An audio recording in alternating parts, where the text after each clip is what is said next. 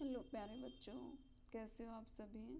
उम्मीद करती हूँ आप सभी स्वस्थ होंगे। आज हम पढ़ेंगे बहुभुज के बारे में। बहुभुज किसे कहते हैं?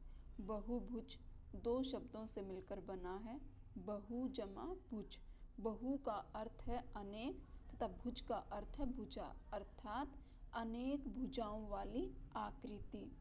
तो बहुभुज किसे कहते हैं? अनेक भुजा वाली आकृति को। लेकिन इतनी परिभाषा में इसको स्पष्ट नहीं किया जा सकता है। आगे देखिए, बहुभुज में भुजाओं की संख्या के आधार पर नामकरण किया जाता है।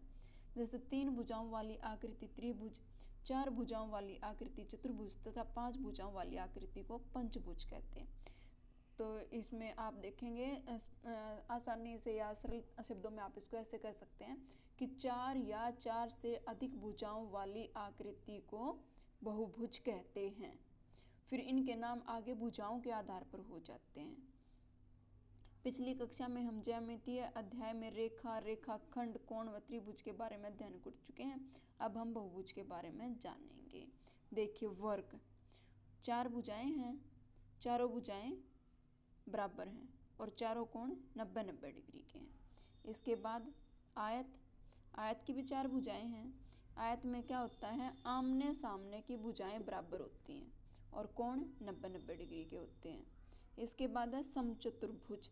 समचतुर्भुज की भी चारों भुजाएं बराबर होती हैं लेकिन कोण समकोण नहीं होते हैं। इसके बाद बहुभुज के विपरीत शीर्षों को मिलाने वाला रेखाखंड विकर्ण होता है। बहुभुज के जो विपरीत कोण है ना, इनको मिलाने वाला रेखाखंड या इनको मिलाने वाला रेखाखंड क्या कहलाएगा? विकर्ण। अब अंतर देखो, वर्ग, आयत और समचतुर्भुज में वर्ग की चारों भुजाएं समान होती हैं, आयत की आमने सामने की भुजाएं समान होती हैं, समचतुर्भुज की भी चारों भुजाएं जो है समान होती हैं। वर्ग के चारों कोण समकोण होते हैं, आयत के भी चारों कोण समकोण होते हैं। विकर्ण एक दूसरे को लंब समद्विभाजित करते हैं।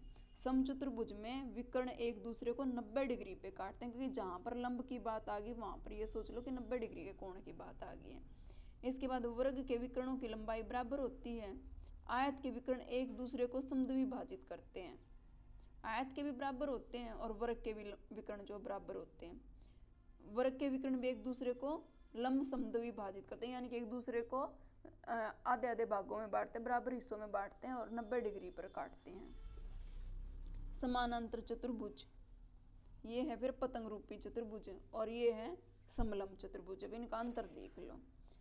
समानांतर चतुर्भुज, आमने सामने की भुजाएं समानांतर। देखो, इसके आमने सामने की भुजाएं जो हैं समानांतर हैं।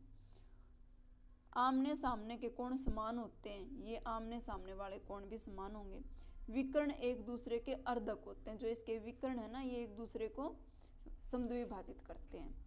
पतंग रूपी चतुर्भुज, आसन भुजाओं के जोड़े समान होते हैं। आसन यानी कि जो साथ वाली भुजाएं हैं, इनके जोड़े बराबर होते हैं, इनकी लंबाई बराबर होती है। विकर्ण एक दूसरे को समकोण पर काटते हैं। विकर्ण एक दूसरे को समद्विभाजित करते हैं। विकर्ण एक दूसरे को समान भागों में बांटते हैं। समलंब चतुर्भुज, इसकी केवल 2 भुजाएं समानांतर होती हैं, चाहे ये और चाहे ये हो। बाकी की 2 भुजाएं ना समान होती ना समानांतर होती। सिर्फ और सिर्फ 2 भुजाएं समानांतर होती हैं इसकी। किसकी? किसकी? समलंब चतुर्भुज की। तो प्यारे बच्चों, उम्मीद है कि आपको ये बहुभुज का टॉपिक समझ आया होगा। धन्यवाद।